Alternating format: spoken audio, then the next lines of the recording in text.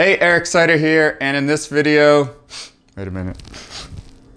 I'm out of deodorant. I gotta make some more, so I'm gonna show you how I do it. Homemade natural deodorant. Let's get into it.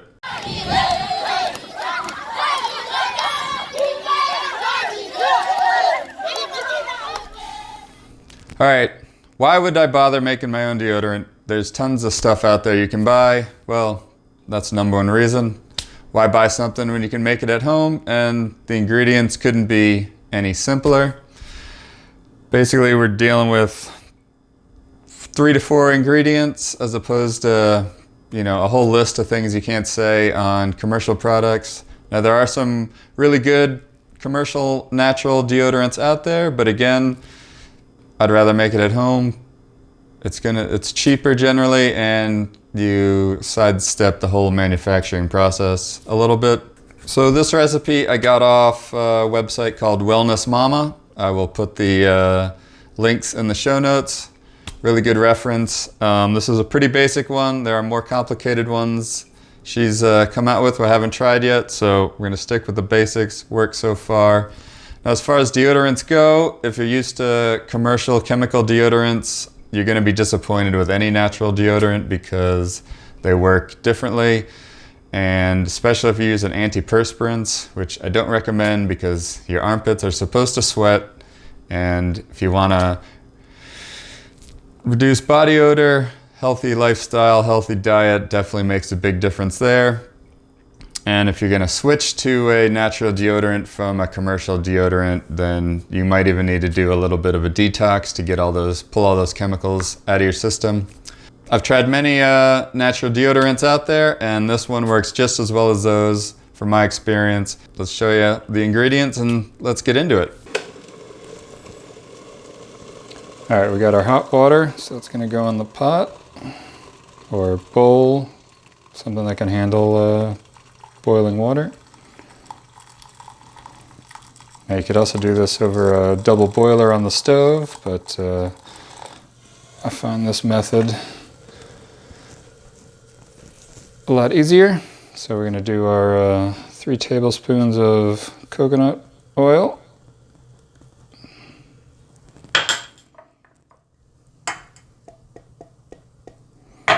And our 3 tablespoons of shea butter. And we're going to put those in the hot water and let them melt. All right, we're just about finished, completely melted. Just a few tiny bits of shea butter still hanging on.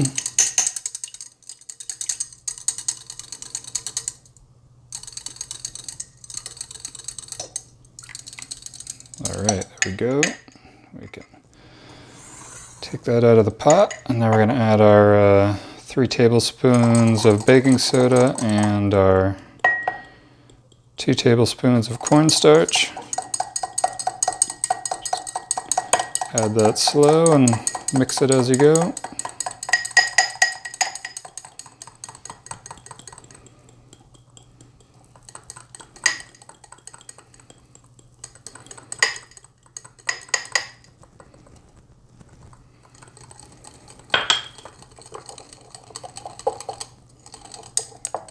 Just want to get that mix nice and good.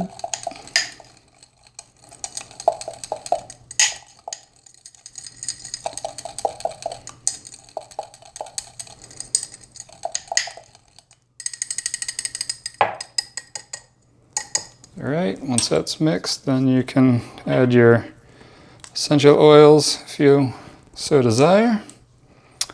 I think anything between 2 drops to about 6 or 7 drops is plenty, depending on how strongly scented you want it, and also how sensitive your skin might be. So I'm going to go ahead and do 4 drops,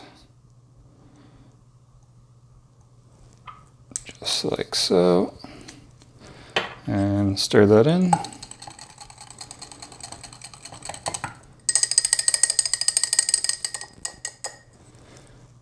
And that's it. Now we just Set it in the fridge for about an hour or so until it's solid and you're good to go. All right, so here we got it out of the fridge. It's all firmed up and the consistency ends up being kind of like a paste. So that's about all you need for each underarm. Just spread it on. If you want to try and put it on like a regular deodorant stick applicator, you can increase the shea butter, firm it up a bit, but this works out just fine for me. All right, guys, I hope you enjoyed that. I think it's pretty easy how you can make your own deodorant at home. Super simple ingredients. You know what's going in there. You can control your raw material somewhat.